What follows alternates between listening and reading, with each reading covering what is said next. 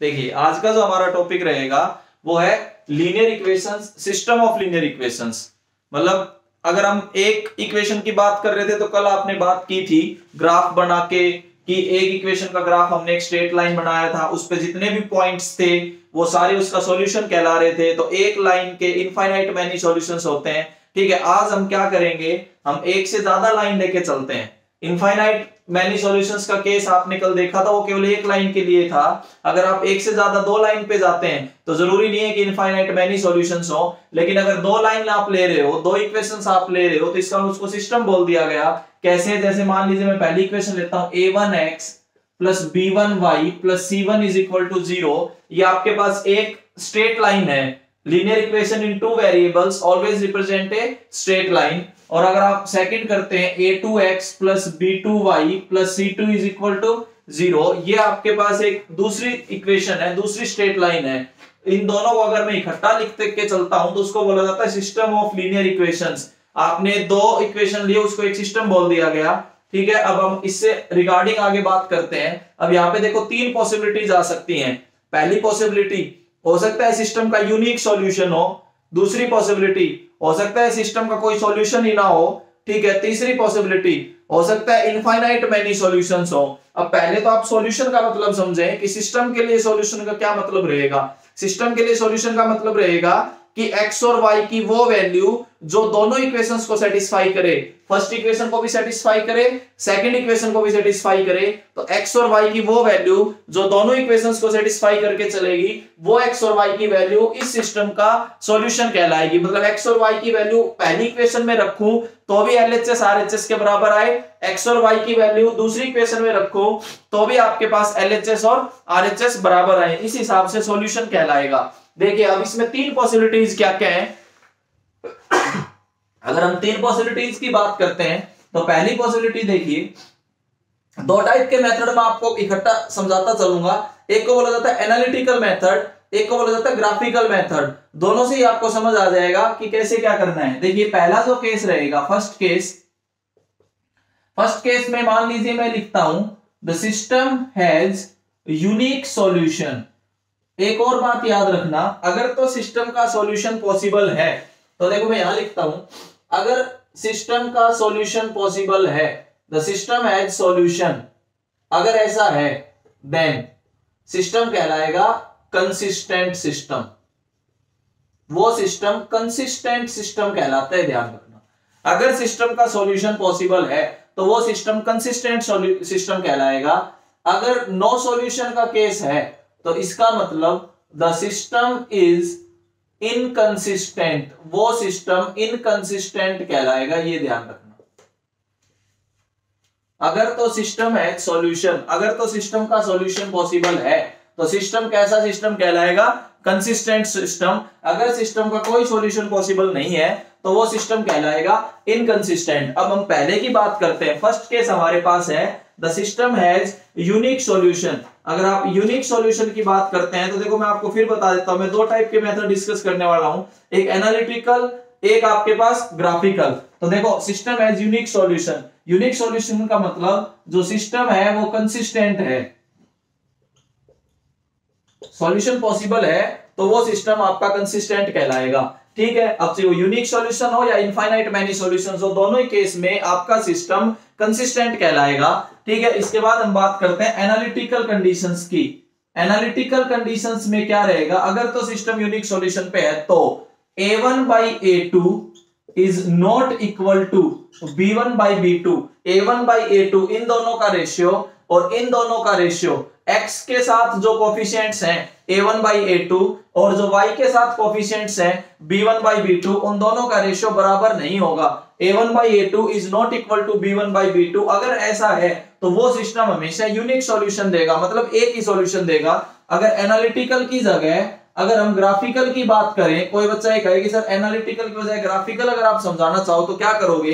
तो देखो ग्राफिकल में आपने कल ये पढ़ा था कि एक इक्वेशन जो आपने पहली इक्वेशन देखी, वो इक्वेशन एक स्ट्रेट लाइन आएगी, उसका ग्राफ एक स्ट्रेट लाइन आएगा। तो यहाँ के आपके पास दो स्ट्रेट लाइन आएंगी। देखो इसको अगर मैं L1 मान के चलूं, इस लाइन को मैं L2 मान के चलूं, तो आपके पास दो लाइन हो सकता है कुछ इस तरीके से आ रही हो, एक L1 और एक L2 दोनों का एक पॉइंट ऑफ इंटरसेक्शन आएगा, और ये जो पॉइंट ऑफ इंटरसेक्शन होगा, फॉर एग्जांपल x, y अगर ये आया, या ये हो सकता है अल्फा, बीटा आ जाए, कुछ भी इस तरीके से आ रहा है, ठीक है। ये जो P पॉइंट है, जो इंटरसेक्टिंग पॉइंट है, ये आप एक बार ध्यान से देखो, ये L1 लाइन पे भी लाई करता है, ये L2 लाइन पे भी लाई करता है। ये वो पॉइंट है P जो L1 और L2 दोनों पे लाई करता है। कल भी मैंने एक बात समझाई थी, वो पॉइंट जो लाइन पे लाई करेगा वो उसका सॉल्यूशन कहलाएगा। तो यहाँ पे P पॉइंट L1 लाइन पे लाई करता है तो L1 का भी सॉल्यूशन है, P पॉइंट L2 लाइन पे लाई करता है तो L2 का भी सॉल्यूशन है। इसका मतलब ये हुआ कि जो P पॉइंट है अल्फा, बीटा, ठीक है, जो पॉइंट ऑफ इंटरसेक्शन है, ये आपके पास जो पॉइंट ऑफ इंटरसेक्शन आपको नजर आ रहा है is the solution of L1 and L2। L1 और L2 का सॉल्यूशन ये P कहलाएगा। अब ये यूनिक सॉल्यूशन का केस है। अब देखो, आपने यूनिक सॉल्यूशन के केस में एनालिटिकल कंडीशन देखी, A1/A2 is not equal to B1/B2, लेकिन जब आपने ग्राफिकल कंडीशन देखी तो ग्राफिकल कंडीशन में आपके पास ये आया intersecting lines.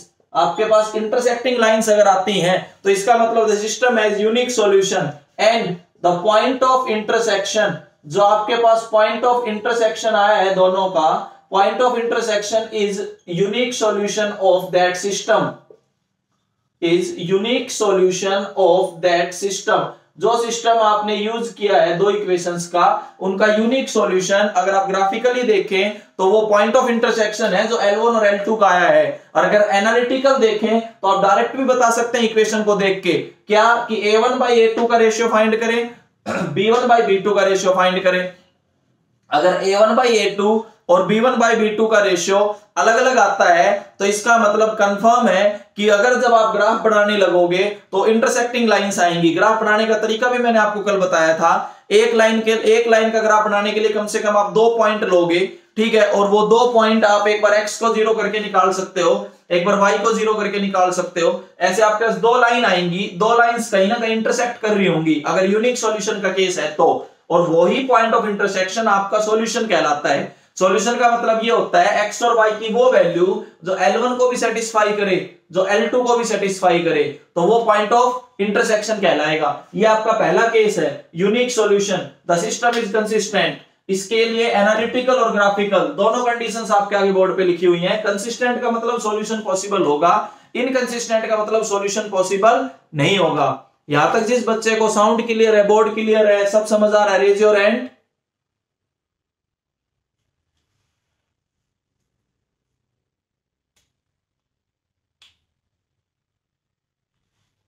Very good, note आप करते चलना साथ साथ। देखिए, पहला केस समझ आ रहा है। अब हम अगले केस की ओर बात करते हैं। हमने पहला केस डिस्कस किया यूनिक सॉल्यूशन का, अब हम अगला केस डिस्कस करते हैं। अगले केस की बात करते हैं। देखिए, अगला केस हम अगर नो सॉल्यूशन का उठाएं, सेकंड केस, नो सॉल्यूशन का मतलब जो सिस्टम है वो इनकंसिस्टेंट है। No solution means the system is inconsistent. देखो, वही 2 टाइप की कंडीशंस आएंगी।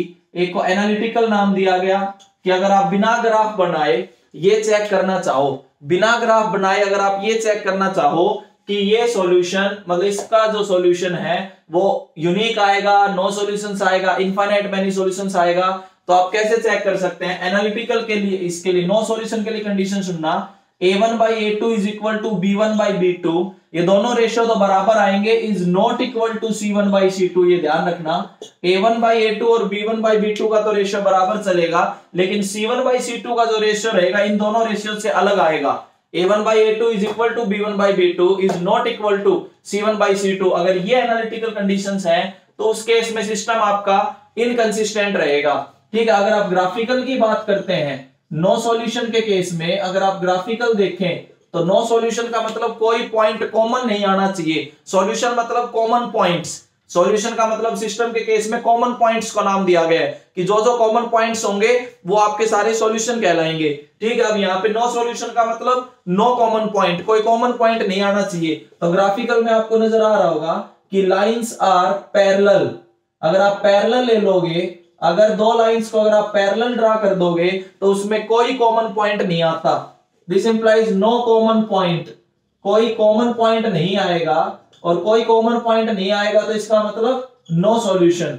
कोई आपके पास कॉमन पॉइंट नहीं आना, कोई सॉल्यूशन नहीं आएगा। अगर आप ग्राफ बनाने लगोगे तो देखो ये एक्स एक्सिस, ये वाई एक्सिस, आपने दो लाइन ड्रा कर दी, एक L1 एक L2, ऐसे केस में आपको दोनों लाइन पैरेलल मिलेंगी, ये कहीं भी इंटरसेक्ट नहीं होंगी। अगर ये इंटरसेक्टिंग नहीं है, नॉन इंटरसेक्टिंग लाइंस है, मतलब पैरेलल लाइंस है, तो इसका मतलब कोई कॉमन पॉइंट नहीं है। कोई कॉमन पॉइंट नहीं है तो कोई सॉल्यूशन नहीं है, क्योंकि ऐसा कोई भी पॉइंट नजर नहीं आएगा जो L1 को भी सेटिस्फाई करे और L2 को भी सेटिस्फाई करे। इसकी एनालिटिकल कंडीशंस अगर आप देखना चाहो तो होती है A1/A2 is equal to B1/B2 is not equal to C1/C2। ये एनालिटिकल कंडीशंस रहेंगी किसकी? इनकंसिस्टेंट की, नो सॉल्यूशंस की। नंबर इसमें अगर ग्राफिकल की बात करें तो पैरेलल आएगा। यहां तक सब आपको शायद समझ आ रहा होगा। अब तीसरा जो केस बचता है, अब हम तीसरे केस पे आते हैं। तीसरा जो केस आएगा वो इनफाइनाइट मैनी सॉल्यूशंस का केस होगा। उसके एनालिटिकल कंडीशन और ग्राफिकल कंडीशंस को समझते चलना कि जो थर्ड केस आएगा वो है आपके पास इनफाइनाइट मैनी सॉल्यूशंस। ये भी तो एक केस हो सकता है कि बहुत ज्यादा मतलब सारे पॉइंट्स कॉमन आ जाएं, इनफाइनाइट मैनी सॉल्यूशंस। अब देखो इसमें एक दिक्कत आएगी। अब बच्चा ये कहेगा कि सर इसमें भी आपने बोल दिया कि द सिस्टम इज कंसिस्टेंट, उसमें भी आपने बोल दिया कि the system is consistent, unique में तो फर्क क्या है? पहले मैं फर्क ही समझाता हूं। देखो यहाँ पे सिस्टम कंसिस्टेंट बोला जाएगा क्योंकि इसका सॉल्यूशन पॉसिबल है, यूनिक में भी सिस्टम कंसिस्टेंट बोला जाएगा क्योंकि वहां पे भी सॉल्यूशन पॉसिबल है। अब देखो दोनों में फर्क क्या आएगा, फर्क को समझते चलना। अगर मैं यूनिक की बात करूं, यूनिक सॉल्यूशन के लिए आपके पास हमेशा वर्ड ये यूज होगा, द सिस्टम इज, ये नोट कर लेना भाई, कंसिस्टेंट। सिस्टम कंसिस्टेंट तो होगा बट इंडिपेंडेंट, ये वर्ड लगेगा साथ, बट इंडिपेंडेंट। यूनिक सॉल्यूशन के लिए the system is consistent but independent, अगर ये वर्ड यूज हो तो इसका मतलब कंफर्म है कि उसका सॉल्यूशन तो पॉसिबल है लेकिन यूनिक सॉल्यूशन पॉसिबल है। अगर हम बात करें इनफाइनाइट मैनी सॉल्यूशंस की, अगर इनफाइनाइट मैनी सॉल्यूशंस की अगर मैं बात करूं तो इनफाइनाइट मैनी सॉल्यूशंस में आपको ऐसा लिखा मिलेगा, the system is consistent. System consistent तो है क्योंकि सॉल्यूशन पॉसिबल है, बट डिपेंडेंट, इसमें डिपेंडेंट वर्ड यूज हो रहा होगा। अगर सिस्टम कंसिस्टेंट है और इंडिपेंडेंट वर्ड यूज हो, इसका मतलब यूनिक सॉल्यूशन का केस है। अगर सिस्टम कंसिस्टेंट है और डिपेंडेंट वर्ड यूज हो, इसका मतलब वो इनफाइनाइट मैनी सॉल्यूशंस का केस है। दोनों ही पॉसिबल सॉल्यूशंस का केस है, इसलिए दोनों ही केसेस में सिस्टम कंसिस्टेंट बोला जाएगा। दोनों का अलग अलग पहचानने के लिए हमने वर्ड दे दिए। अगर इंडिपेंडेंट है मतलब यूनिक सॉल्यूशन बोल दो, अगर डिपेंडेंट वर्ड यूज कर दिया इसका मतलब इनफाइनाइट मैनी सॉल्यूशंस। ये दोनों का फर्क है, ठीक है। अब हम एनालिटिकल और इसके ग्राफिकल कंडीशंस और देखते हैं थर्ड केस के। इनफाइनाइट मैनी सॉल्यूशंस की एनालिटिकल और ग्राफिकल कंडीशंस को समझना। अगर मैं एनालिटिकल कंडीशंस की बात करूं, एनालिटिकल कंडीशंस मतलब हमें कुछ नहीं करना होता, जो गिवन कोफिशिएंट्स हैं उनको ही अगर हम देख के ये बता पाए कि ये कैसे सॉल्यूशन है, उसको बोलते हैं एनालिटिकल कंडीशंस। अब एनालिटिकल कंडीशंस में ये आएगा A1/A2 का रेशियो जो होगा वही रेशियो आपके पास B1/B2 का होगा, वही रेशियो किसका होगा आपके पास C1/C2। तीनों रेशियो आपके पास बराबर आएंगे। A1/A2 is equal to B1/B2 is equal to C1/C2। अगर तीनों रेशियो बराबर आए तो इनफाइनाइट मैनी सॉल्यूशंस का केस होता है, ठीक है। अगर आप इसके ग्राफिकल कंडीशंस को देखें तो देखो ग्राफिकल कंडीशंस ये x ये y, ग्राफिकल कंडीशंस ये आएंगी, ये लाइन L1 है, इसी के ऊपर आपको L2 लाइन नजर आ रही होगी। जस्ट दोनों लाइन L1 और L2 कोइंसाइडिंग लाइंस होंगी, ये ध्यान रखना। दोनों ही लाइन एक दूसरे के ऊपर लाई करेगी। ये एक लाइन है, इसी के ऊपर एक ये दूसरी लाइन है। कोई भी पॉइंट आपको अलग नजर नहीं आएगा, जितने भी पॉइंट्स नजर आएंगे सारे कॉमन होंगे। एक दूसरे के ऊपर लाई करने वाली लाइंस को कोइंसाइडिंग लाइंस बोला जाता है। तो इस पे अब आप देखो जितने भी पॉइंट्स आपको नजर आएंगे, 1 2 इनफाइनाइट मैनी पॉइंट्स हैं, वो ऐसे पॉइंट्स हैं जो L1 पे भी लाई करते हैं और L2 पे भी लाई करते हैं। तो जितने भी पॉइंट्स L1 और L2 दोनों पे लाई करते हैं, इसका मतलब वो कॉमन पॉइंट्स हैं, ठीक है। और इनफाइनाइट कॉमन पॉइंट्स हैं यहाँ पे। अगर इनफाइनाइट कॉमन पॉइंट्स हैं तो इसका मतलब इनफाइनाइट मैनी सॉल्यूशंस का केस हुआ ये। तो एनालिटिकल और ग्राफिकल कंडीशंस, आपको तीनों केसेस की मैंने समझाई है। अब देखो मैं एक चार्ट बनाता हूं, उस चार्ट में मैं आपको कंप्लीट दोबारा से लिख के देता हूं। वो चार्ट आपने एक बार लास्ट में नोट करना है कि एनालिटिकल और ग्राफिकल कंडीशंस तीनों केसेस में कैसे कैसे रिप्रेजेंट किए जाते हैं। मैं फटाफट एक बार एक चार्ट लास्ट में बना के चल रहा हूं। देखो वो चार्ट कैसे रहेगा, वो चार्ट आपका इस तरीके से रहेगा कि मैं यहां पे लिखना चाहूंगा pair of linear equations, linear equations का पेयर मैं यहां पे लिख रहा हूं। a1x plus b1y plus c1 is equal to 0, a2x plus b2y plus c2 is equal to 0। ठीक है, इसके बाद इसी के नीचे आप तीन कंडीशंस लिखोगे। एक चार्ट प्रिपेयर करके चलना है आपने। ठीक है, अगला कॉलम जो बनाएंगे उसको एल्जेब्रिक या एनालिटिकल कंडीशंस बोल सकते हो, एल्जेब्रिक या एनालिटिकल कंडीशंस मैं यहां पे लिखूंगा। ठीक है, थर्ड जो आएगा आपके आगे कॉलम, इसमें सेकंड कॉलम ऐसे आएगा। थर्ड जो कॉलम बनाओगे उसमें लिखोगे ग्राफिकल रिप्रेजेंटेशन, ग्राफिकल रिप्रेजेंटेशंस। यहां पे आप बात करेंगे एल्जेब्रिकल, एनालिटिकल, ग्राफिकल रिप्रेजेंटेशंस। तो देखिए किस तरीके से रहेंगे इसमें। पहला, अगर आप लिखते हैं कंसिस्टेंट और इंडिपेंडेंट, अभी मैंने आपको बताया दैट इज यूनिक सॉल्यूशन। अगर आप ये चार्ट प्रिपेयर करोगे तो हमेशा के लिए आपके लिए बेनिफिट रहेगा। कभी भी आप रिवाइज करना, ये चार्ट उठाओ। ठीक है, कंसिस्टेंट, इंडिपेंडेंट या फिर यूनिक सॉल्यूशन का केस हो तो देखो एल्जेब्रिक या एनालिटिकल कंडीशंस आपके पास ये आएंगी। a1 by a2 is not equal to b1 by b2। अगर आपसे कोई ग्राफिकल रिप्रेजेंटेशन पूछे तो आपने एक ही जवाब देना है कि इंटरसेक्टिंग लाइंस। अगर इंटरसेक्टिंग लाइंस हैं तो इसका मतलब आपके पास यूनिक सॉल्यूशन का केस है। ठीक है, सेकंड मैं लिखता हूं कंसिस्टेंट और डिपेंडेंट, मतलब infinite many solutions, infinite many solutions का केस है ये।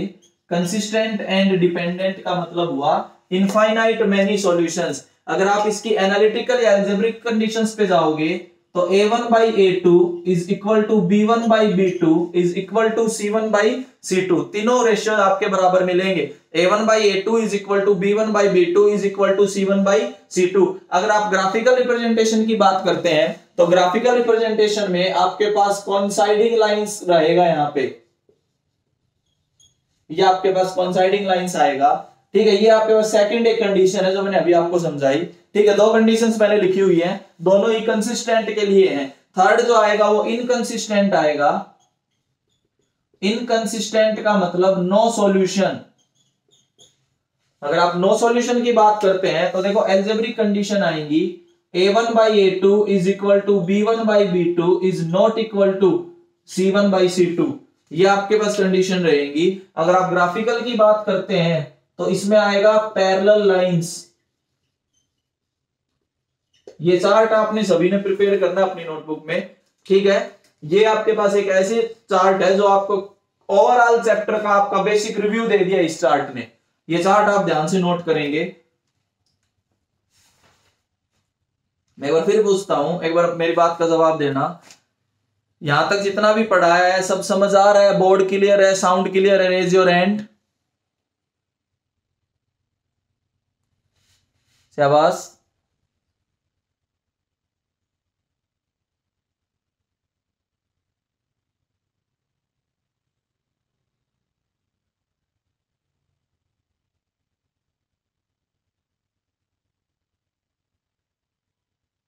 ओके, देखिए अब हम आगे बात करते हैं। ये आपके पास सारा चार्ट मैंने आपको आगे प्रिपेयर किया है।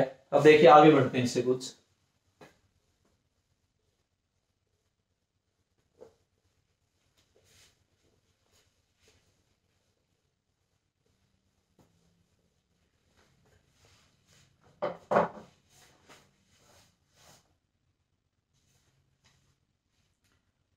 देखो कुछ क्वेश्चंस किस टाइप से आ सकते हैं। देखो ये कंडीशंस क्यों लिखवाई गई ये समझना।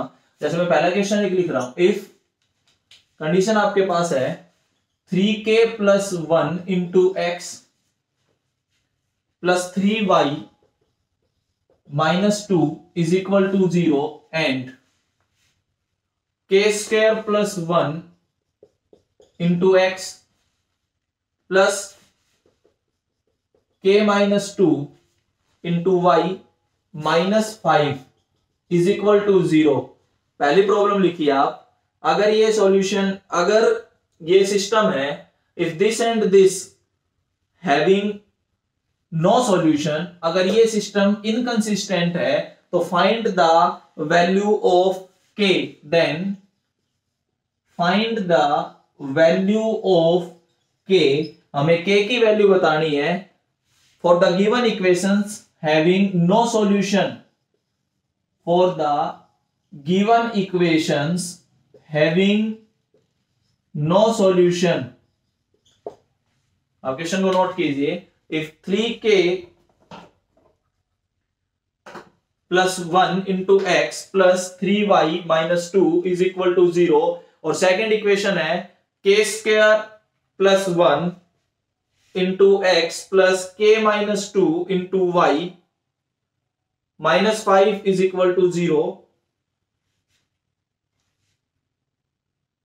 अगर इस सिस्टम का नो सॉल्यूशन है तो आपने ये बताना है कि k की क्या वैल्यूज रहेंगी नो सॉल्यूशन के रिगार्डिंग। देखिए करना कैसे वो सुनो।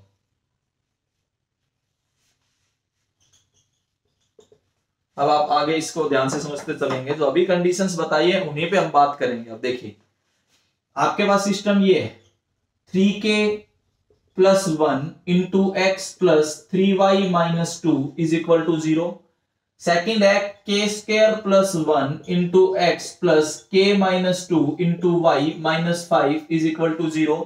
अगर मैं a1 की बात करूं तो a1 आप पहचानो, यहाँ पे 3k प्लस 1 a1 है जो x के साथ मल्टीप्लाई किया गया है। y का जो कोफिशिएंट है वो आपने b1 लिखा था, जो कांस्टेंट टर्म है वो आपने c1 लिखी थी। ठीक है, तो तीनों आपके पास अलग अलग वैल्यूज आ गई। ऐसी सेकंड इक्वेशन से अगर मैं a2 की बात करूं तो k स्क्वायर प्लस 1 आता है। अगर मैं b2 की बात करूं तो k माइनस 2 आता है। अगर मैं c2 की बात करूं तो ये वैल्यू माइनस 5 आती है। ये ऊपर वाले कोफिशिएंट्स a1 b1 c1 है, नीचे वाले कोफिशिएंट्स a2 b2 और c2 है। अब देखो, according to given condition, according to question, the system has no solution, system के पास कोई सॉल्यूशन नहीं है। इसका मतलब अगर आप एनालिटिकल कंडीशंस की बात करो कि सिस्टम के पास कोई सॉल्यूशन नहीं है, तो अगर आप एनालिटिकल कंडीशंस की बात करते हो तो आपने पढ़ा a1 by a2 is equal to b1 by b2 is not equal to c1 by c2। अब हम ये कंडीशंस यहां पे लगा के चले तो देखिए 3k plus 1 divided by k square plus 1 is equal to 3 divided by k minus 2 is not equal to minus 2 by minus 5। ऐसा कुछ आपके पास आता है। a1 by a2 is equal to b1 by b2 is not equal to c1 by c2। अब मैं यहां से दो केस डिस्कस करता हूं। पहले हम ये केस डिस्कस करते हैं, पहले दो जो इक्वालिटी का केस है वो लेके चलिए। 3k plus 1 divided by k square plus 1 is equal to 3 divided by k minus 2। पहले हम इसको सॉल्व आउट करते हैं तो देखो यहां से क्रॉस मल्टीप्लाई करने पे ये बना 3k plus 1 into k minus 2 is equal to 3 into k square plus 1। अगर हम इसको और आगे सॉल्व करते हैं तो we get 3k square plus k, फिर minus 6k minus 2 is equal to 3k square plus 3k square से 3k square cancel, we get, इसे आगे सॉल्व करिए तो आपके पास आया minus 5k minus 2 is equal to, इधर आपके पास क्या आता है 3 minus 5k is equal to 5, k की वैल्यू आ जाती है माइनस 1। अगर हम इस कंडीशन को सॉल्व आउट करते हैं तो हमारे पास k आ गया कि k माइनस 1 आता है। लेकिन अभी सेकंड कंडीशन को और चेक करके दिखाएंगे। सेकंड कंडीशन जो हमारे पास है वो ये लेके चलो, is not equal to 2/5, cross multiply किया 15 is equal to 2k minus 4, 19 not equal to का केस है 2k, तो k is not equal to 19/2। हो सकता है आपके पास ऑप्शन ये मिले, हो सकता है आपके पास ऑप्शन ये मिले, ठीक है। लेकिन कई बार क्वेश्चंस में क्या होता है, कुछ क्वेश्चंस में आपको ऐसा मिलेगा, यहां तो आ गया k इज इक्वल टू -1, यहां गया k is not equal to -1, उस केस में आपने आंसर ये देना है there is no such value of k, ऐसी k की कोई वैल्यू नहीं है जिसके लिए ये सिस्टम नो सॉल्यूशन पे चला जाए। वो तब देना है आंसर जब यहाँ पे k इज इक्वल टू -1 आ गया और यहाँ पे क्या आ जाए k is not equal to -1। ये आपके पास पहला क्वेश्चन था जो एनालिटिकल कंडीशंस के हिसाब से अगर हम बात करें तो आप इस तरीके से आपके पास अननोन की वैल्यू आ सकती है। तो इसीलिए मैंने आपको वो सब बताया कि क्यों ऐसा पढ़ाया गया है, क्यों ऐसी कंडीशंस बनाई गई, किस टाइप से इसके एप्लीकेशंस हैं, किस टाइप से आपसे क्वेश्चंस पूछे जा सकते हैं। ये एक नो सॉल्यूशन का केस था। अगला देखिए, नेक्स्ट एक मैं एक और केस करवाता हूं। नेक्स्ट की अगर हम बात करें, अगला क्वेश्चन एक ये लिख रहा हूं, for what value of k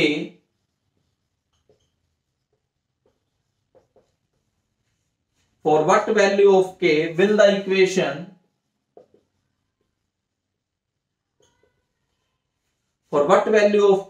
the equation x plus 2y plus 7 is equal to 0 and 2x plus ky plus 14 is equal to 0, एक सिस्टम दिया गया है, represents coinciding lines for what value of k will the equation, दो equations आपको दी गई है, मतलब आपके पास एक सिस्टम दिया गया है जिसमें दो इक्वेशंस है और ये बताना है कि अगर इनका जो ग्राफ बनाए वो कोइंसाइडिंग लाइंस हैं, तो अगर ग्राफ कोइंसाइडिंग लाइंस है तो बताइए k की क्या वैल्यूज होंगी। अब देखो चार्ट का कितना यूज है इसमें। सॉल्यूशन आपके पास x plus 2y plus 7 is equal to 0, 2x plus ky plus 14 is equal to 0। आपके पास ये दो कंडीशंस हैं। अब देखो जैसे मैंने अभी समझाया था, अगर वैसे मैं बात करता हूं तो a1 की वैल्यू 1, यहां से b1 की वैल्यू 2, c1 की वैल्यू 7, a1 b1 और c1। अगर मैं a2 की बात करूं तो 2, b2 k और c2 14, a1 b1 c1 1 2 7, a2 b2 c2 2k और 14। आपके पास ये वैल्यूज आती हैं, ठीक है। इसके बाद अब आपके पास जो ग्राफ दिया गया है वो ग्राफ है कोइंसाइडिंग लाइंस। कोइंसाइडिंग लाइंस का मतलब है the system has infinite many solutions. ये आपने याद रखना होगा कि सिस्टम जो है उसका इनफाइनाइट मैनी सॉल्यूशंस हैं। अगर कोइंसाइडिंग लाइंस है तो इसका मतलब the system has infinite many solutions. देखो उसी चार्ट का यूज हो रहा है बार बार, ठीक है। अगर सिस्टम का इनफाइनाइट मैनी सॉल्यूशंस हैं तो इसका मतलब आप एनालिटिकल या अलजेब्रिकल कंडीशंस पे जाओ तो a1 by a2 is equal to b1 by b2 is equal to c1 by c2। आप इस कंडीशन पे जाओगे। अब a1 by a2 का मतलब 1 by 2, b1 by b2 का मतलब 2 by k और c1 by c2 का मतलब 7 by 14। थोड़ा सा एक स्टेप और अगर हम लिखें तो 1 by 2, 2 by k, तो ये भी क्या आ रहा है 1 by 2, कोई भी आप कंसीडर कर लो। 2 by k is equal to 1 by 2, तो we get k is equal to 4 is the answer। अगर मैं यहाँ पे k को 4 ले लूं तो जो भी आप इसका ग्राफ बनाने लगोगे तो we get infinite many solutions। आप इनफाइनाइट मैनी सॉल्यूशंस पे पहुंचोगे अगर इसका ग्राफ बनाओगे। तो देखो पहला जो मैंने केस बताया वो था नो सॉल्यूशन का, दूसरा जो मैंने केस बताया वो आपके पास रखा इनफाइनाइट मैनी सॉल्यूशंस का।